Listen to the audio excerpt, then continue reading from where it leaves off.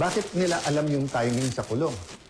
Sinabi ni Senator Jinggoy, hindi lang ngayon nangyari sa kanya yan, since February. Wala na daw kaso pag siya po ay sumunod sa kanila. In this case, lumipat. So sabi ni Senator Jinggoy, sa susunod na kabanata na lang, sasabihin niya po or sa kanya niya sasabihin ko ano ebidensya niya kung sino-sino. Hindi hearsay sa akin to dahil napakinggan ko yung ilan nilang conversation.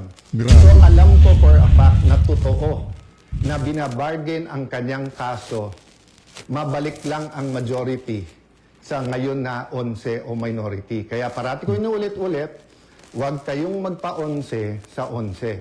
Ginamit nila yung parliamentary tool na walk out para po hindi matuloy ang pag-change ng rules. So ngayon po ang majority, ginagamit din po ang rules sa tama, morally, legally, to ensure na hindi agawin ang mga committees para po matuloy ang hearing ng Blue Ribbon sa Thursday at ang iba't iba pang mga importanteng hearing sa bawat committee. Yan ho ngayon ang nakakalungkot na realidad sa ating bansa. Live ho nitong si Senate President Alan Peter Cayetano ang ating pag-uusapan dito sa video na to. Wala ho tayong maraming segue, isang like at isang subscribe. Masaya na ho tayo dyan at sa mga gusto sumali sa ating community, yung join button nandiyan lang ho sa baba. Ito na ho, panoorin ho natin ang pinaka-latest na live nitong si SP Cayetano. Again, directly talk to you, mahal namin mga kababayan. Sa Luzon, Visayas at Mindanao, lalong-lalo na po sa mga nagsasakripisyong Pilipinong nagtatrabaho abroad. Magandang hapon sa inyo. Parati po natin pinagdadasal na pagpalain ang ating bansa. Kasama po sa pagpapala ay ang katotohanan. This verse, John 8:32, "Then you will know the truth, and the truth shall set you free." Madalas po ito makot, "The truth shall set you free." Yan po ay pwedeng gamitin sa spiritual, sa religious. It's a biblical principle, but it is also applicable to everyday life. For example, yung isang addict sa sugal man, sa drugs, pag hindi niya inamin sa sarili niya yung katotohanan na ako'y addict, na siya'y addicted sa drugs, for example, hindi siya masaset free. Hindi magkakaroon ng pagbabago. Lies continue to enslave us. Truth set us free. So today, I'm here to tell you some fundamental truths about what is happening in the Senate and in our country. Let me start with the May 11 change in leadership and also on the walkout by the minority. In both cases, may objective. Nung May 11, kaya pala nandun yung NBI, kaya pala pinapasok nung mga nasa majority noon at nasa minority ngayon, ayaw nila magkaroon ng palitan ng leadership. Ang sinabi nila na hindi katotohanan ay dahil daw to sa impeachment. Pero yung pala, ito'y tungkol sa maraming bagay, kasama po na magkaroon ng independent, impartial impeachment, but also ayaw na magkaroon ng hearing sa Blue Ribbon na kung saan lalabas ang buong katotohanan. Marami pang ibang issue na sa mga susunod na araw ay pag-uusapan. We're listening to you, we hear you, na ang pangunahing issue ay trabaho, ay kita, ay ang taas ng presyo, yung araw-araw na kabuhayan ng ating kababayan. Yan po ay pinakamalaking issue. Ang ating survival, spiritual, physical, financial, survival is always a priority. Pareho din sa health po yun. Yun po ang speech ko nun. Na ang ating spiritual health, physical health, mental health, financial health ay napaka-importante at dapat we look at the bigger picture. Pero tignan nyo po, para siguraduhin na mapagsilbihan kayo ng bagong majority, we want to make sure that kahit anong gawin ng outside forces, maging administrasyon o yung 11, nandyan yung 13 or at the very least 12 para yung sinasabing subukan naman natin ito. masubukan nyo kung anong madideliver namin sa inyo. Ang problema, for the last 3 weeks, walang ginawa kung hindi takutin kami, i-twist ang aming arm, operan ng kung ano-ano para lumipat sa kanila. I'll go back to that later on. What's my point? You want an independent Senate. Our Constitution provides for the separation of power. Bakit separate? Because they are interdependent, but they are independent. Ibig sabihin po, one cannot survive without the other. Hindi naman po pwedeng walang judiciary. Hindi pwedeng walang executive department. Pero hindi naman po pwede po na executive department lang at puppets lang po ang nasa judiciary or in this case, the legislature. So nung nag-walk out po sila, ano sabi nila? Na utakan ang majority, na gamit ang rules ng minority. Ang sabi nila, master ang play ni Senator Tito Soto dahil alam niya yung rules. Ayaw po nila na magkaroon ng online dahil sa bibig na rin nilang nanggaling. Sabi nga nila, ang isda sa bibig ng gagaling, may ikukulong daw. Bakit nila alam yung timing sa kulong? Sinabi ni Senator Jinggoy, hindi lang ngayon nangyari sa kanya yan, since February. Wala na daw kaso, pag siya po ay sumunod sa kanila. In this case, lumipat. So sabi ni Senator Jinggoy, sa susunod na kabanata na lang, sasabihin niya po or sa kanya niya sasabihin kung ano ebidensya niya kung sino-sino. Hindi hearsay sa akin to dahil napakinggan ko yung ilan nilang conversation. Grabe. So alam ko for a fact na totoo na binabargain ang kanyang kaso, mabalik lang ang majority sa ngayon na 11 o minority. Kaya parati ko inuulit-ulit, huwag kayong magpa-11 sa 11. Grabe ho itong ano na to. Grabe ho itong mga taga-minority na to. Meron ho hindi ko sasabihin na meron talaga silang pinagtatakpan. Pinagtatakpan ho talaga nila yung mga mangyayari, yung mga posibleng mabulgar diyan sa Blue Ribbon na yan. Yan lang ho talaga ini-aim ng mga mga senador na yan. Sa paniwala ko kasi hindi. Wala na ho silang pakialam sa impeachment. Ano na lang yun, Injustice Committee 2.0 na kung saan merong presiding officer na hindi pagka out of order, hindi na makakaalagwa itong mga taga House of Representatives. Yun ho yun. Ang pinipigilan ho talaga nila itong investigasyon ng Blue Ribbon Committee. Ngayon, kung meron ho kayong kamag-anak na nasa military, mga uniform personnel. Pakitanong nga ho, pakitanong. Tanong lang naman. Di naman wala naman tayong dito. Ayaw natin ng kaguluhan. Tanong nga ho. Tanungin nyo nga ho sila kung anong mga punto de vista nila sa mga nangyayari na to sa ating bansa. Pinipilit na pigilan ng ehekutibo na magtuloy-tuloy itong hearing sa Blue Ribbon Committee na kung saan pag nagkataon talaga hong malaking malaking pagka nga ho linalaro natin yung senaryo sa utak natin, medyo nakakatakot kasi mantakin nyo COA, DBM, House of Representatives, DPWH, maging DepEd, mga malalaki at may impluwensyang ahensya ng ating pamahalaan, sangkot ho dito sa iskandalo na to.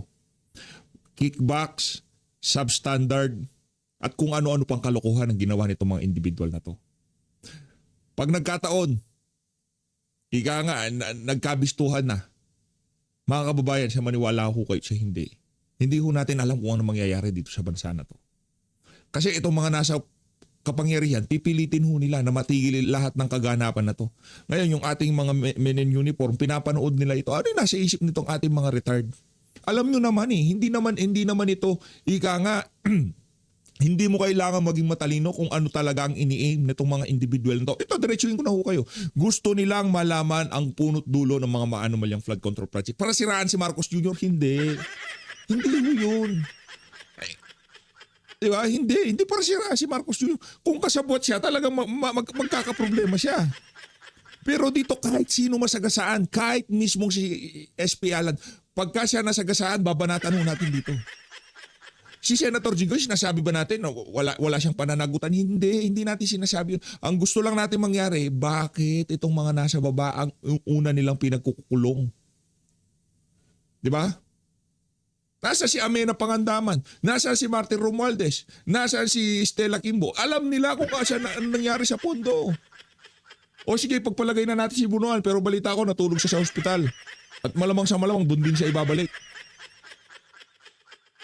May deal na ho kasi kay Bunuan bago pa makulong yan.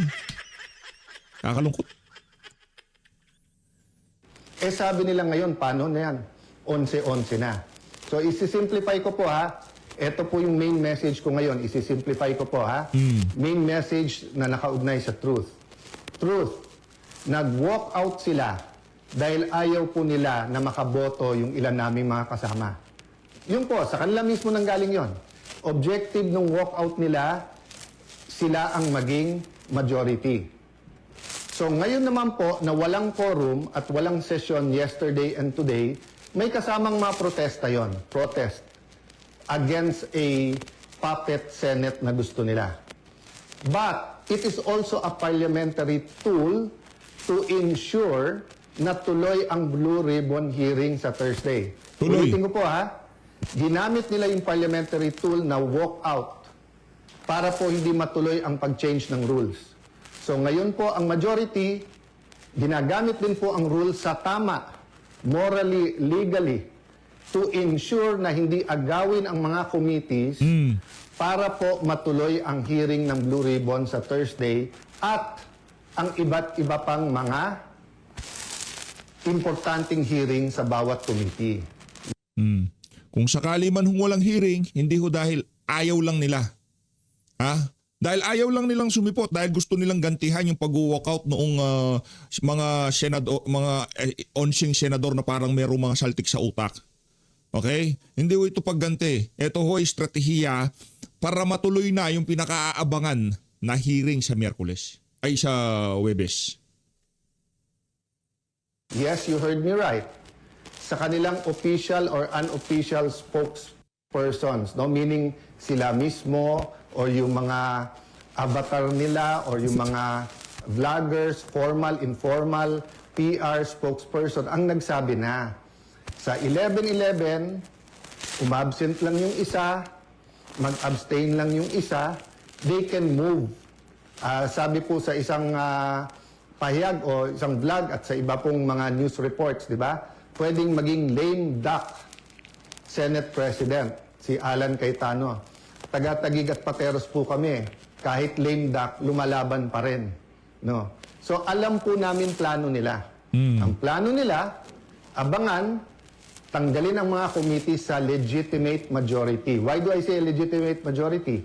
In a completely independent Senate, 13 is 13. Kahit nasa abroad, kahit fugitive, kahit na nakakulong.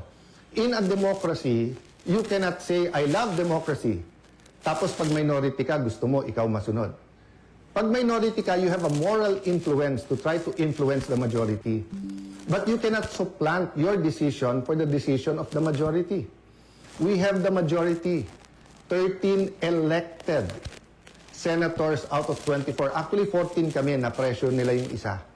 In the future, I can show you paano siya tinakot and I can show you kasama talaga namin. Ang problema nga tinakot at ang pagpihit ngayon pagkakulong ni Senator Jinggoy ay ginagamit nilang panakot sa iba. Don't get me wrong ha. I'm not blaming the Sandigan Bayan or the law or legal processes. I'm saying later on it will be revealed that they abused the Blue Ribbon Committee, they abused, di ba, yung paggamit sa investigation ng DOJ at Ombudsman. I won't go there right now because I want everyone to fully understand the situation. The situation now is that we want an independent impeachment. Magaganap po yan. Now is that we want an independent impeachment. Magaganap po yan. Yung? Walang mga scheme, sinister plot. Basta kung anong ebidensya, lalabas yung ebidensya, and I will correct kung totoo yung reports about one senator na pag sila daw majority, malalatag nila ebidensya. Hindi po. Ang prosecution dapat ang lumatag ng ebidensya nila to convict. Ang defense ang dapat lumatag ng ebidensya nila para ma-acquit. Ang senator judges ay dapat mag-examine ng mga ebidensya. Okay? So, in accordance with the rules, and there are rules of evidence, so people will be able to judge us. So that's one important thing, the impeachment. The other important thing is yung ekonomiya natin, presyo. So in the next few days, we will be announcing to you the hard work that we're going to do in the different committees to help address inflation, to help address ang problema sa production sa agriculture, to help address yung mga walang pera sa pagpapagamot. After summer, pasukan, to help address the problems of K-12, to help address the problem ng mga gustong mag-aral, hindi makapag-aral. There are many, many other problems in between that. Sa kabuhayan, marami sa ating mga kababayan sa Middle East may problema sa trabaho or sa kita. Marami sa ating importers sa taas ng dolyar ngayon, nahihirapan. So napakaraming problema. But if we allow the flood control issue, the biggest corruption issue in our history, to go unchecked, let me throw you this question. Alam niyo na ba kung ano talaga ang scheme o scam sa flood control? Ilan ba talaga ang ghost? Ilan ang hindi ghost? Ilan ang substandard? Bulacan lang ba? O maraming lugar sa ating bansa? Senador lang ba? May congressman? May cabinet member ba? May mastermind ba o wala? Ano yung real numbers? Sa 1 trillion a year, sa 2023, 24, 25. Ano ba dyan ang tama? Ngayon ba? Wala na bang corruption ngayon sa infrastructure problems? Kamusta ang ating flood control? Pag umulan ba ng malakas ngayon, makakasiguro tayong hindi babaha? So, ang dami pong tanong. Hindi po ito masasagot kung wala tayong independent, impartial na hearing. May hearing ang ombudsman, may investigation at hearing ang ombudsman at DOJ. But what about the Blue Ribbon Committee? We gave Senator Lacson a chance. Napakatagal yun. Kayo na magkwenta ilang buwan o isang taon, di ba? So, Senator Marcoleta had one hearing. Pipigilan natin yon. Witnesses. Pag nandyan na yung witness, matetest natin. Kaya ako hindi ako nag-judge. Pag nakita ko sa press con, of course I'm intrigued. Of course I listen. I do a little bit of research. But until matesting yan sa cross-examination, dun pa lang ako maniniwala at ibabalandra ko po yan or isa side by side ko sa mga existing na ebidensya. So again, ulitin ko po ha, kailangan tignan po natin nangyayari sa Senado sa mas malaking konteksto ng katotohanan. Gusto ba natin na ang Senado ay maging kasangkapan, ay gamitin, no? Para ilabas ang totoo? O ito ay kasangkapan para itago ang totoo? Is the Senate for truth or not? Now, it's quite unique if you say that the number now is 11-11. So, what's important for me is we don't have a puppet or dependent Senate. And what's important to me is that on Thursday, matuloy ang Blue Ribbon and tumuloy-tuloy yung iba't ibang mga committee. So we will keep you updated. There are many questions, there are many issues. Sa mga kapatid natin sa media, send your questions sa akin, MRO. This afternoon, I might answer some. If not, tomorrow, Thursday, Friday, I will be answering one by one all of those questions. But for today, I want us to all ask, hindi ba when we passed the 1987 Constitution, ang isang basic principle doon, katotohanan? Di ba nung nagkaroon ng EDSA 1 at 2, katotohanan? Pinakamalalaking skandalo sa buong mundo, Watergate. It's about truth, katotohanan. Ngayon, lahat ng propaganda sa Iran, sa Israel, sa US, presyo ng langis. Hindi ba ang isang issue dyan, katotohanan? Ano ba ang truth tungkol sa lahat na to? Ang corruption sa ating bansa ay hindi mabibigyan ng lunas kung walang pagbabago. At walang pagbabago kung hindi tayo magsisimula sa katotohanan. So I challenge all senators, both from the minority and majority, what's more important to us? Position, wag mabanggit yung pangalan natin, wag tayo makasuhan, malapit tayo sa administrasyon, 2028 may ambisyon. If you say you love the country, then why not fight for it? And you know, you may say a lot of things about Senator Jinggoy. You may talk about his past. But I will reiterate, I am a witness. Narinig ko yung mga offer sa kanya. Wala ka ng kaso, wag ka lang kakalas. Nung una, wag ka sumama dyan kay Senator Loren. Ngayon naman, pumalas ka at join the minority. The minority senators knows this. So stop lying. You know this. Some of you are using it in talking to us. O, sabi ko naman sa inyo, no? Pumili tayo ng 13. I'm ready to go anytime, any day. Basta't may 13 na. Show me 13, wala nang problema. Ang pakiusap ko lang, let that be 13 that are fighting for the truth so that the truth can finally set all Filipinos free. God bless you. God bless.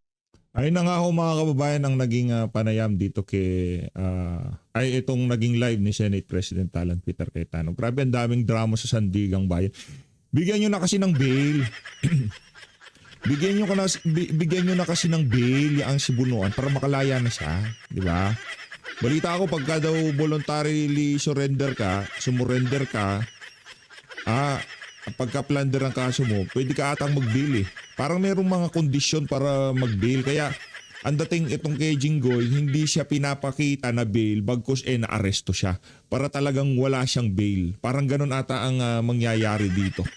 Balita, yung nababasa-basa ko sa internet Rekta ho tayo sa interview nitong si dating Senator Gringo Honasan dyan sa SMNI. Wala na ho tayong maraming segue, no? Na ano lang ho tayo. Ika nga, medyo nababad trip po tayo sa mga kaganapan ngayong mga panahon na to. Ganyan ho talaga. Ika nga, ang politika weather lang. Pero yung ano ko sa inyo, maghanda ho kayo.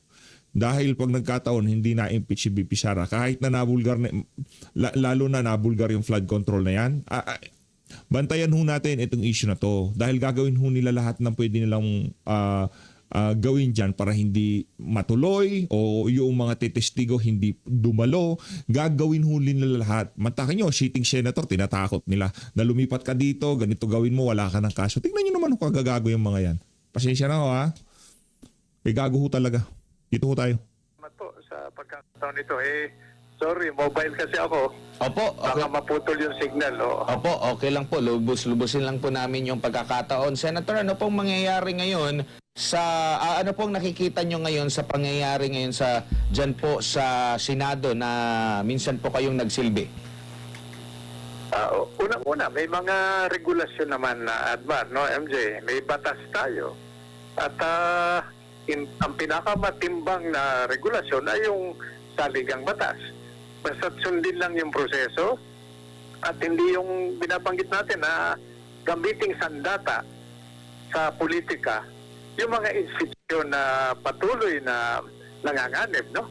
So, sundin lang yung proseso at hindi magkapersonalan, hindi magkasakitan at matigil na itong hindi ka nais-nais na siglo ng habulan ng habulan. Pagdating pag umabot na tayo ng 2028, baka naman yung maupo nasaktan noong nakarang administrasyon, di habulan ng habulan, nalalagay sa alanganin yung interest, yung tunay ng interest ng taong bayan at napapawasan yung dapat na iukol natin na pangunahing serbisyo.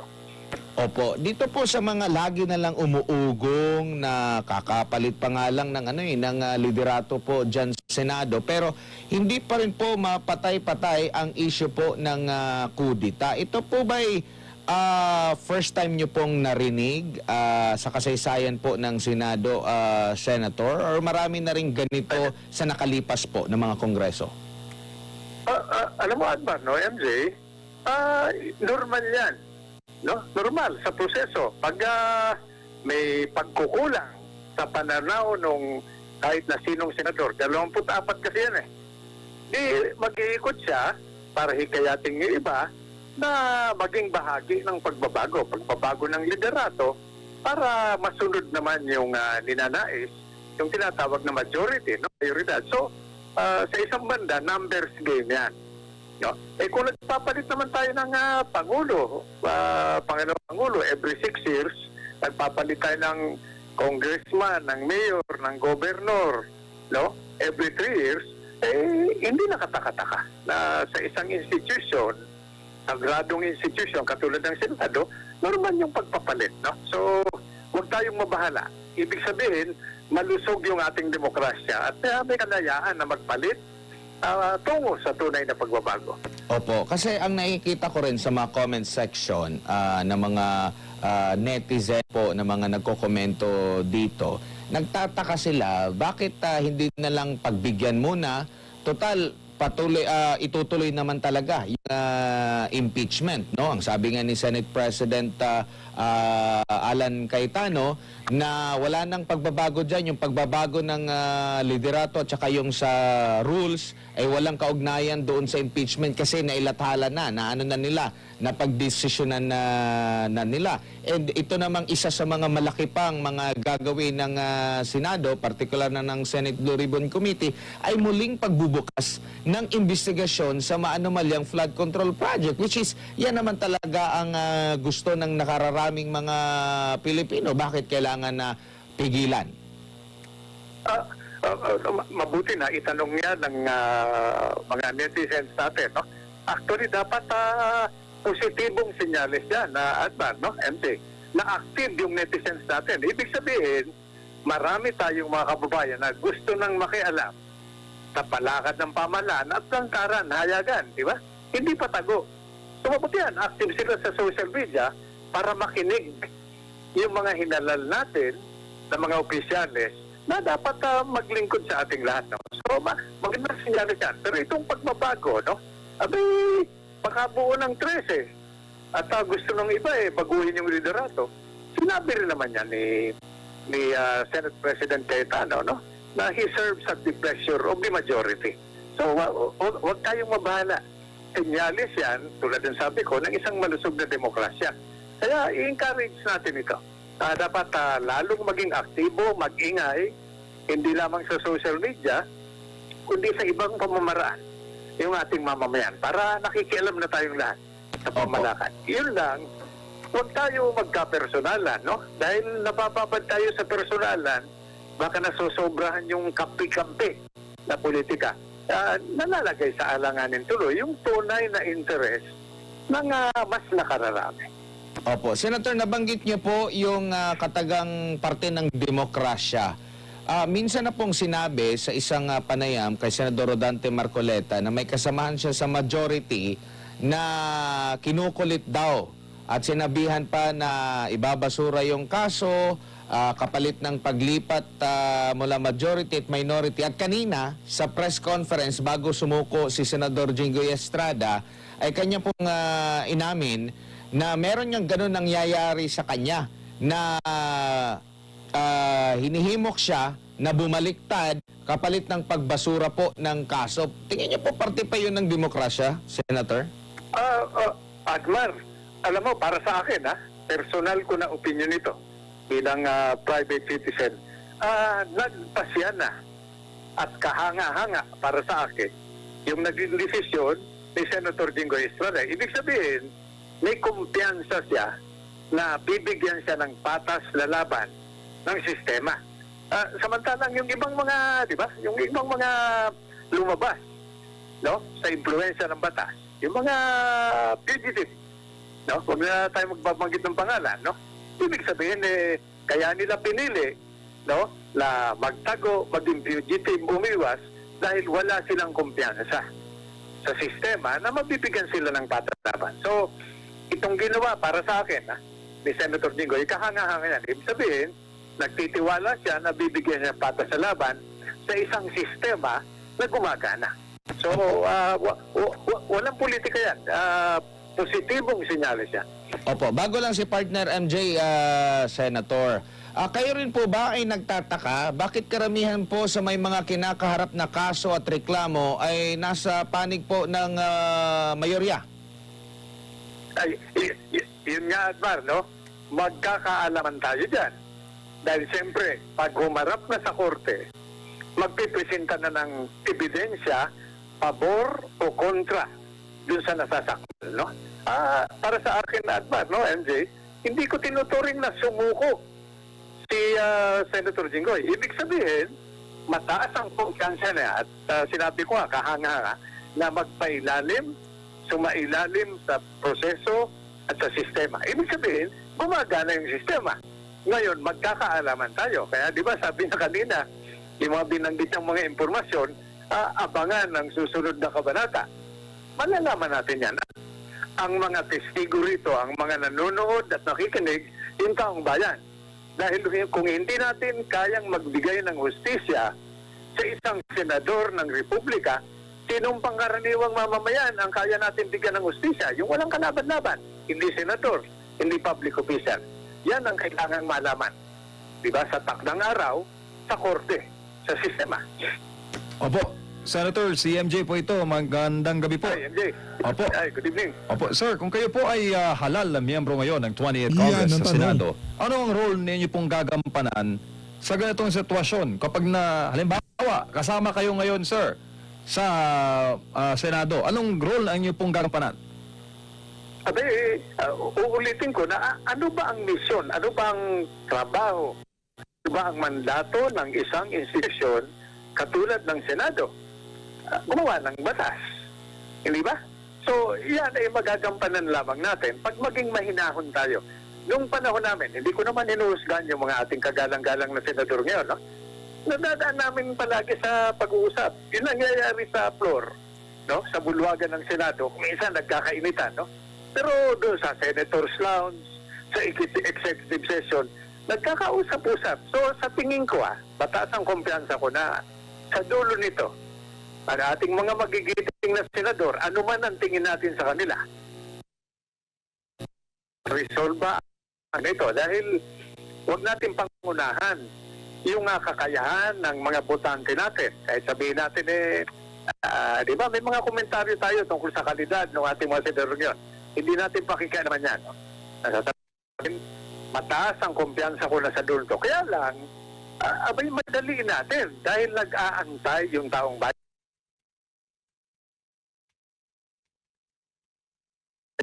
Dun sa flood control. Okay? Ngayon, may paraan na dyan. Ang aking balita, ayon sa news, di ba, lahat naman tayo nakikinig. Subcommittee dun sa Blue Ribbon para talakayin, ipagpatuloy ang pagtalakay dun sa flood control. May mga lumabas na mga testigo na hanggang ngayon hindi pa napapakinggan. Yeah. Ang kumisa, no, di ba? May kasabihan na pag may nagdadala ng balita o impormasyon, imbis na pakinggan muna natin yung sinasabi, kill the messenger kagad. Di ba? Parusahan yung nagdala ng masamang balita, imbis na pakinggan kung ano yung balita. Kasi natalakay ang kalidad ng kredibilidad ng testigo, ng may dala ng impormasyon, at yung kalidad ng impormasyon, yung katotohanan na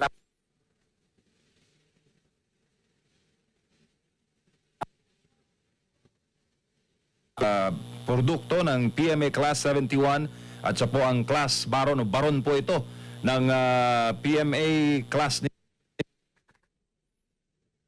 itong kalidad ng impormasyon. Kayo ba'y naniniwala doon sa mga tinuran ng 18 dating Marines? malalaman natin yan, MJ, no? At mas, di pakinggan natin sila. Ang naririnig natin na dalang impormasyon nila, yung napapaloob dun sa affidavit.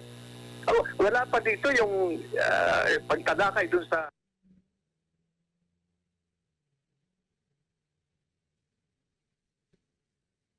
mga ganong insidente. Nagkakainitan, may tensyon, minsan nga nagkakaputukan.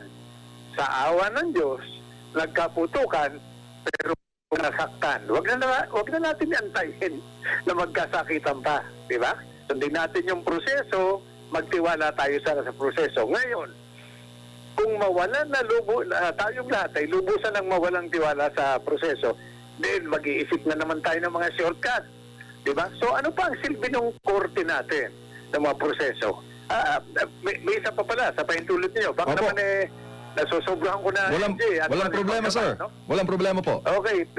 Pinapako tayo sa pro ganito, anti ganito, di ba? Personalidad. Hindi ba? Yan nga ang motto ng istasyon natin, no? Di ba? Pro God, country, at pamilya, Filipino people. Diba? Hindi dito pinag-uusapan yung kampi-kampi, politika, diyan ka sa panig, ikalaban ka. Diba? Pro-God. So, hindi natin ganun kadalas naririnig yung pro-Pilipino. Diba? Pro-God, country, and people. Diba? Yun ang nawawala sa conversation. Opo, ang tagline po natin na binuo ni Pastor sa SMNI News, para sa Diyos at sa Pilipinas nating mahal. Senator. Okay. Mabigat yun, mabigat yun. Hindi. Pwede kayo mag-survey. Sabihin nyo, yung ayaw sa Diyos at sa Filipino people, itaas yung kamay. Sa tingin ko, wala magtataas ang kamay. Pero pag nagbanggit ka ng personalidad, merong kontra, merong pabor. So huwag tayong mapako dun sa tinatawag na partisan politics at huwag natin i-weaponize gawing sandata yung mga mas itibay na institusyon. Kaya siguro ang mga problema natin pang-ekonomiya, di ba yung pangunahing pangangailangan? Food, pagkain, food, clothing, shelter, pambayad ng tuition, edukasyon, pambili ng gamot, pang-dialysis, pambansang kalusugan. At ngayon, yung bagong ginto at langis, data, impormasyon, makatotohanan na impormasyon, hindi yung marites o fake news. Hahaluan pa ng AI. Opo. Diba? So, food, clothing, shelter, health, education, at makatotohanan na impormasyon. Yan ang mga tunay na problema natin. Hindi yung kalaban natin sa politika. Opo. Yan siguro. Pang-ekonomiya, no? Pondo, ang mga pangunahing problema natin. Pero ang mga paunang solusyon sa aking pananaw ay mga politika. Ayusin natin yung politika natin, no? Para magkausap-usap. Ugali. Lagi ko sinasabi yan na MJ, Adman, no? Na globally, pag pinag-uusapan tulong, yung utang, laman ng utang, talagang world class tayo. Talagang competitive tayo globally. Pero pag ang pinag-uusapan ay puso, Pilipino ang champion. Walang kaduda-duda. Yan, no? 14 million Filipinos scattered in 200 countries all over the world. Mga overqualified na teacher at nurse na nagpapalaki, nag-aaruga, nag-aalaga ng mga anak na mga pinuno ng ibang bansa. More than 50% ng seaman, mga mandaragat, Pilipino. So sabi nila, pag tumigil magtrabaho ang Pilipino sa lahat ng bansa at sa karagatan, mabagal ang ekonomiya ng mundo. Ganon tayo katindi. Saan tayo napapako ngayon? Di ba? Sa pagpapalit ng liderato, sa flood control, di ba? Sa alam ko na intindihan naman ninyo. Opo. Sabi ko. Opo. Actually, Sen, ang ibang bansa, AI na po. Hey na nga mga kababayan, dito na natatapusin ang interview na to ni former Senator Gringo nasa dyan sa SMNI. Akalungkot to mga development, no? Sana maging okay na, matapos na tong issue ng flood control na to at matapos na rin yung impeachment. Yun lang naman pagkatapos nun, tuloy-tuloy na tayo. Gawin na ho nito mga senador at congressman na to, gusto nilang gawin. Tapusin ang impeachment, tapusin ang Blue Ribbon, bahala na ho sila doon. Mahal na Pilipinas.